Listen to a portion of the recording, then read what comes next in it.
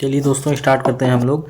आज इसमें आप लोगों का कुल 60-65 से ज़्यादा क्वेश्चन है और सभी राष्ट्रपति और उपराष्ट्रपति से संबंधित है। तो इसमें आपका पहला क्वेश्चन है, उपराष्ट्रपति के चुनाव के संदर्भ में निम्नलिखित कथनों में से कौन सा कथन सही नहीं है। तो इसका सही ऑप्शन हो जाएगा ऑप्शन सी, निर्वाचक मंडल का गठन संसद के दोनों सदनों के निर्वाचित सदस्यों द्वारा होता है। मतलब ये गलत है। क्यों गलत है? क्योंकि निर्वाचित और मनोनीत दोनों सदस्यों के द्वारा होता है। अब केवल निर्वाचित व केवल राष्ट्रपति के द्वारा होता है। राष्ट्रपति का चुनाव व केवल निर्वाचित सदस्यों के द्वारा होता है। ठीक। और पहला तो सही लिखा है, आनुपातिक प्रतिनिधित्व प्रणाली से होता है, एकल संक्रमणीय मत प्रणाली से होता है, राज्य विधानमंडलों के सदस्यों का इस चुनाव में कोई भूमिका नहीं होती। ये भी एकदम सही लिखा है आपका। देखिए बैकग्राउंड से आवाज़ आ रही होगी, उसका तो हम कुछ कर नहीं सकते, थोड़ा आप लोग मैनेज कीजिएगा। फिर नेक्स्ट क्वेश्चन है हमारा, भारत के राष्ट्रपति के निर्वाचन संबंधित वादों को कौन सुलझाता है। ये इसका सही ऑप्शन है भारत का सर्वोच्च न्यायालय। ये जो सभी क्वेश्चन है वो किसी न किसी एग्जाम में पूछे गए हैं, चाहे यूपी के एग्ज़ाम में पूछे गए हों, चाहे वो आपके राजस्थान के एग्ज़ाम में या डीएसएसबी के एग्ज़ाम में पूछेंगे। सभी एग्ज़ाम में पूछे गए क्वेश्चन है, ये नहीं कहीं उठा के लाए हम आपको दे दे रहे हैं। सब ये यूथ की क्वेश्चन है। फिर है राष्ट्रपति के निर्वाचन, ये भी वही क्वेश्चन है पुराना वाला। फिर आगे हम बात करते हैं थोड़ा, भारत के संविधान के किस अनुच्छेद के अंतर्गत राष्ट्रपति के महाभियोग की बात कर रहा है। तो किस अनुच्छेद के अंतर्गत है आपका महाभियोग की बात अगर करें तो ये आपका है अनुच्छेद 61 में।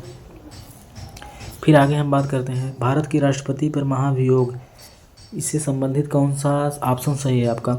लोकसभा में प्रस्तावित होगा, राज्यसभा में प्रस्तावित होगा, संसद के किसी भी सदन में प्रस्तावित किया जा सकता है, संविधान के अनुच्छेद 52 के अंतर्गत प्रस्तावित होता है। देखिए पहली बात अनुच्छेद 61 है, ये गलत हो गया।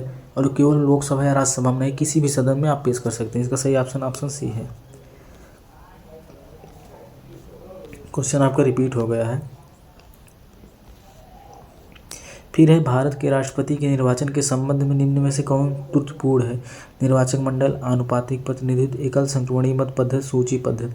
सूची पद्धति आपको कहीं नहीं देखने को मिलेगा। इसका सही आंसर क्या हो जाएगा, सूची पद्धति। ये सही नहीं है, इसे ये आपकी जीआईसी 2021 में पूछा गया क्वेश्चन था। फिर है, भारत के उपराष्ट्रपति को हटाने का प्रस्ताव पेश किया जा सकता है कि वो लोकसभा में, किसी भी सदन में, संसद के, यही वही पूछ रहा है कि महाभियोग की प्रक्रिया जो नहीं, ये उपराष्ट्रपति है, राष्ट्रपति नहीं, उपराष्ट्रपति को हटाने का प्रस्ताव केवल लोकसभा राज्यसभा में लाया जाएगा। सही ऑप्शन है, क्योंकि वो राज्यसभा का सदस्य होता है जो उपराष्ट्रपति होता है, और राज्यसभा का प्रधान सभापति होता है। फिर राष्ट्रपति का अभिभाषण समाप्त होने के बाद अभिभाषण की अधिप्रमाणित प्रतियां लोकसभा के पटल पर निम्नांकित में से कौन रखता है। इसका सही ऑप्शन आपका क्या हो जाएगा, लोकसभा महासचिव रखता है। कौन रखता है, लोकसभा महासचिव। ये आप लोग देख लीजिएगा, इसमें थोड़ा मुझे कन्फ्यूजन है। या लोकसभा महासचिव, कौन रखता है, लोकसभा महासचिव। फिर है, भारत में राष्ट्रपति मंत्रिपरिषद को अपनी सलाह पर कितनी बार पुनर्विचार के लिए कह सकता है। केवल एक बार कह सकता है। दोबारा जब कहेगा तो दोबारा उसको उस पर हस्ताक्षर करना पड़ता है। भारत के राष्ट्रपति के पास वीटो की शक्ति होती है, धन विधेयकों पर राष्ट्रपति इसका प्रयोग नहीं कर सकता है। दोनों ऑप्शन सही है। किस विधेयक पर नहीं कर सकता है, धन विधेयक पर नहीं कर सकता है। फिर है, संविधान में राष्ट्रपति को राजभाषा से संबंधित सलाह देने के लिए कौन सा अनुच्छेद है, 344 अनुच्छेद है। पीजीटी 2009 में क्वेश्चन आपको पूछा गया है। फिर है, भारत का संविधान भारतीय संघ की कार्यपालिका शक्ति निम्नलिखित में से किसको प्रदान करता है, मंत्रिपरिषद। ये आपको उससे संबंधित नहीं, लेकिन इसमें आ गया है। भारत का राष्ट्रपति संवैधानिक प्रधान है। मंत्रिमंडल सामूहिक रूप से लोकसभा के प्रति उत्तरदायी होती है। इसका सही ऑप्शन क्या है, ऑप्शन ए और बी सही है। ए और आर दोनों सही है, परंतु ए की सही व्याख्या आर नहीं होता करता है। भारत का राष्ट्रपति संवैधानिक, ये भी वही क्वेश्चन है। भारत का राष्ट्रपति सीधे नहीं चुना जाता है। संविधान निर्माता संसदीय शासन की स्थापना करना चाहते थे। इसको छोड़ दीजिए आप लोग। भारत में प्रेसिडेंट है किंतु प्रेसिडेंसी नहीं है। संविधान में एक मंत्रिपरिषद का प्रावधान है। दोनों सही है और व्याख्या भी करता है। ठीक। अब हम आगे बात करेंगे, कौन सत्रावसान के उपरांत संसद की बैठक आहूत करने हेतु अधिकृत है, राष्ट्रपति। सत्रावसान के उपरांत संसद की बैठक आहूत करने हेतु अधिकृत है, कौन है, राष्ट्रपति है। फिर आगे बात करते हैं, भारत के राष्ट्रपति की अनुपस्थिति में यदि उपराष्ट्रपति उपलब्ध नहीं है, निम्नलिखित में से कौन राष्ट्रपति की तरह भारत का मुख्य न्यायाधीश करेगा और कौन करेगा। ये आपका LT 2018 में पूछा गया था। फिर इसका एग्ज़ाम होने वाला है 17 जनवरी को। भारतीय संविधान के अनुच्छेद 118 के अंतर्गत लोकसभा और राज्यसभा की संयुक्त बैठक कौन आहूत करता है? ये भारत का राष्ट्रपति करता है। बैठक आहूत कौन करता है? राष्ट्रपति करता है। अध्यक्षता कौन करता है? लोकसभा अध्यक्ष करता है। ये VLT ग्रेड में आपको पूछा गया है। ठीक, फिर आगे हम बात करेंगे भारतीय संविधान के अनुच्छेद 53 के तहत संघ की कार्यकारी शक्ति निहित होती है, राष्ट्रपति में निहित होती है। भारतीय संविधान का कौन सा अनुच्छेद राष्ट्रपति को क्षमादान की शक्ति प्रदान करता है? अनुच्छेद 72 क्षमादान की शक्ति प्रदान करता है। राज्यसभा का प्रधान सभापति कौन है? बताइए। राज्यसभा का उपराष्ट्रपति प्रधान सभापति होता है। फिर आगे हम बात करते हैं राष्ट्रपति द्वारा अध्यादेश 123 में है। ये आपका नेट में पूछा गया है और LT ग्रेड में पूछा गया था क्वेश्चन। राष्ट्रपति की शक्तियों का संबंध निम्नलिखित में से कौन सा कथन सही है? इसका देखिए आप लोग, वे क्षेत्रीय परिषद की बैठकों में अध्यक्षता करते हैं, अंतर्राज्यीय परिषद के अध्यक्ष हैं, निर्वाचन आयोग की अनुशंसा पर 102। इसका सही आंसर क्या है? निर्वाचन आयोग की अनुशंसा पर अनुच्छेद 102 के अंतर्गत किसी संसद सदस्य को अयोग्य घोषित कर सकते हैं। सही ऑप्शन क्या है? यही है। बहुत टेंशन मत लीजिए कि आपका नेट में पूछा गया क्वेश्चन है। फिर वित्तीय आपातकाल के दौरान राष्ट्रपति कर सकते हैं न्यायाधीशों को छोड़कर सभी सिविल सेवकों के वेतन को कम, न्यायाधीशों सहित सिविल सेवकों के वेतन को कम, राज्य विधानसभा धन विधेयक पारित करने। इसका सही ऑप्शन है न्यायाधीशों सहित सिविल सेवकों का। अगर वित्तीय आपातकाल लगा है तो केवल राष्ट्रपति के वेतन में कटौती नहीं की जा सकती, बाकी सबके वेतन को कम किया जा सकता है। फिर है भारत के राष्ट्रपति संबंधित लोकसभा को भंग कर सकते हैं। लोकसभा के अवधि समाप्त होने पर चुनाव के लिए आदेश, संसद द्वारा पारित बिलों को सहमति देते हैं, संसद के संयुक्त सत्र को संबोधित करते हैं। तो इसका सही ऑप्शन क्या हो जाएगा आप लोग बताइए। लोकसभा को भंग कर सकते हैं, कौन सी शक्ति है? विधायी शक्ति इसकी है। लोकसभा की अवधि समाप्ति होने पर चुनाव के लिए आदेश, तो इसका सही आंसर आप लोगों का हो जाएगा पहला हो जाएगा, उसके बाद चौथा हो जाएगा, पहला, दूसरा और चौथा। सही आंसर ये है। भारत का राष्ट्रपति निर्वाचित किया जाता है किसके द्वारा? निर्वाचक मंडल के द्वारा। फिर है भारत का सर्वोच्च न्यायालय राष्ट्रपति को किस अनुच्छेद के तहत परामर्श दे सकता है? अनुच्छेद 143 के तहत। भारत के उपराष्ट्रपति के पुनर्निर्वाचन के बारे में कौन सा कथन सही है? इस बारे में संविधान मौन है। इसका सही यही है। भारतीय राष्ट्रपति पर महाभियोग एक क्या प्रक्रिया है? अर्धन्यायिक प्रक्रिया। कैसी प्रक्रिया? अर्धन्यायिक प्रक्रिया है। फिर हम बात करेंगे निम्नलिखित में से भारत का प्रथम उपराष्ट्रपति कौन था? भारत का प्रथम उपराष्ट्रपति डॉक्टर सर्वपल्ली राधाकृष्णन थे। निम्नलिखित में से कौन सदन का सदस्य हुए बिना सदन के अध्यक्ष के रूप में कार्य करता है? उपराष्ट्रपति। कितनी बार ये क्वेश्चन आपका पूछा गया देखिए। कौन सदन का सदस्य हुए बिना सदन के अध्यक्ष के रूप में कार्य करता है? उपराष्ट्रपति। फिर आगे हम बात करते हैं यदि सदन का सत्रावसान हो गया तो इसे आहूत करने के लिए कौन अधिकृत करता है? राष्ट्रपति करता है। संघ लोक सेवा आयोग का सदस्य किसके द्वारा हटाया जाएगा? संघ लोक सेवा आयोग का अध्यक्ष किसके द्वारा हटाया जाएगा? सर्वोच्च न्यायालय की रिपोर्ट के आधार पर राष्ट्रपति द्वारा। भारत के संविधान के अनुच्छेद 352 के अधीन राष्ट्रपति द्वारा आपात उद्घोषणा की जा सकती है मंत्रिपरिषद के लिखित परामर्श पर।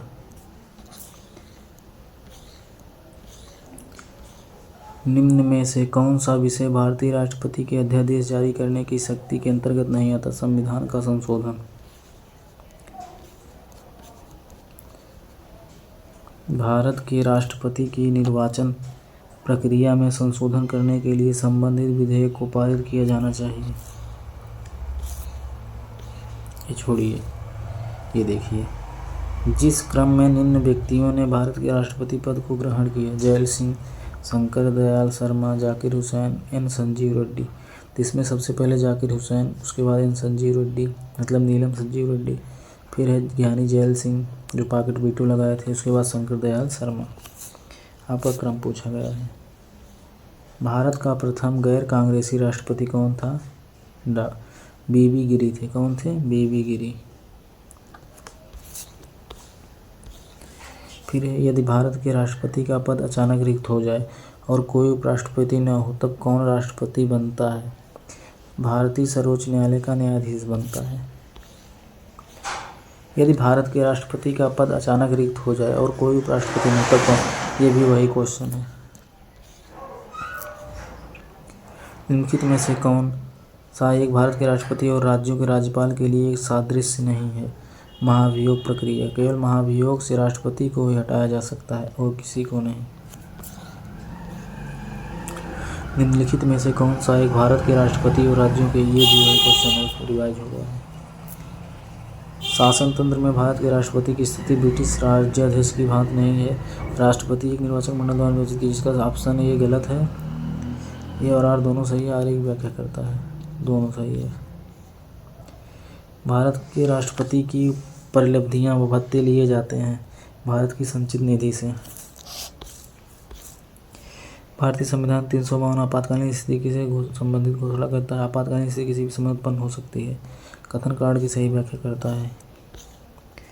भारत के राष्ट्रपति के पद के लिए प्रत्याशी का नाम कौन प्रस्तावित करता है? निर्वाचक कॉलेज के कोई भी 50 सदस्य। कितने सदस्य ये याद करना है? 50 सदस्य। 50 प्रस्तावक हैं, 50 अनुमोदक हैं। भारत के निम्नलिखित पूर्व राष्ट्रपति में से किसने भारतीय डाकघर संशोधन बिल को लंबित रखा है? कौन रखा है? इसका सही आंसर क्या है? ज्ञानी जैल सिंह ने। निम्नलिखित में से किसने 356 को सुरक्षा का पाठ कहा है? किसने कहा है सुरक्षा का पाठ? डॉक्टर भीमराव अम्बेडकर ने कहा है।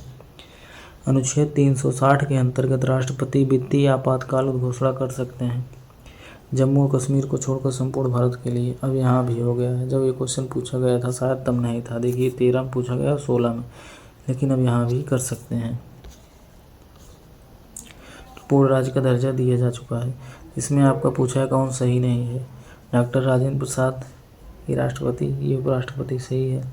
जाकिर हुसैन ये भी सही है। संजीव रेड्डी सही है, ये भी सही है। लेकिन ये कहीं आप लोग नहीं सुने BD जट्टी जो है उपराष्ट्रपति रहे हैं। छोड़िए भी नेट का क्वेश्चन, इसका भी आंसर राष्ट्रपति होगा। अब आगे हम बात करेंगे भी नेट का क्वेश्चन। अनुच्छेद 356 के अंतर्गत किसी राज्य में राष्ट्रपति शासन की अधिकतम अवधि क्या है? अधिकतम अवधि 3 वर्ष है।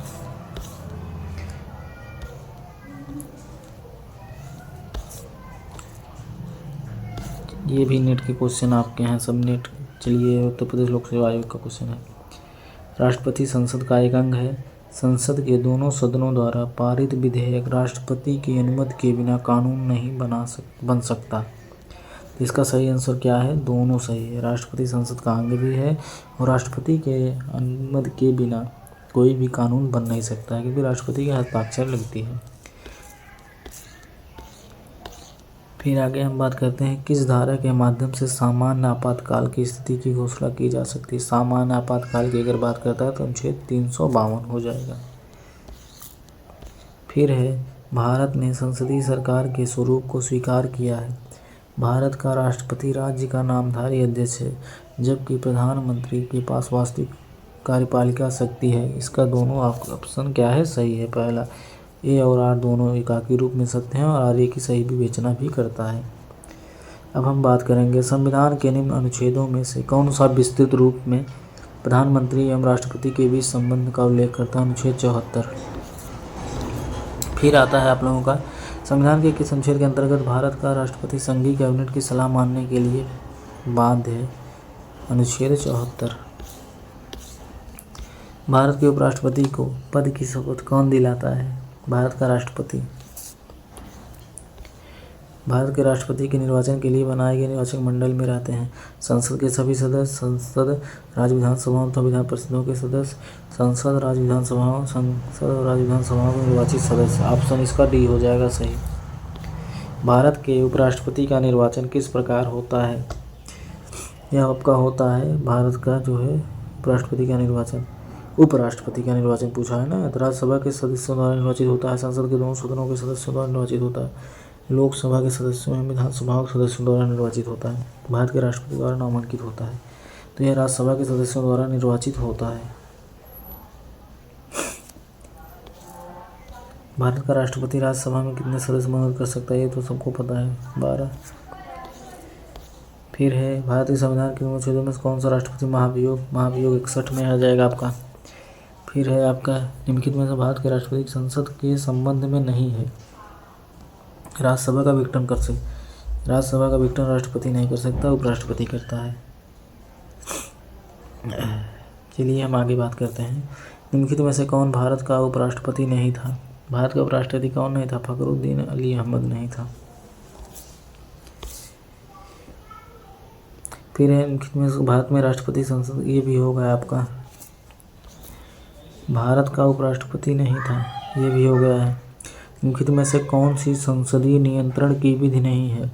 राष्ट्रपति का अभिभाषण, संसदीय प्रश्न है, किसी विषय पर आधे घंटे की बहस है, बजट पर चर्चा है, या हायर में आपका पूछा गया था क्वेश्चन।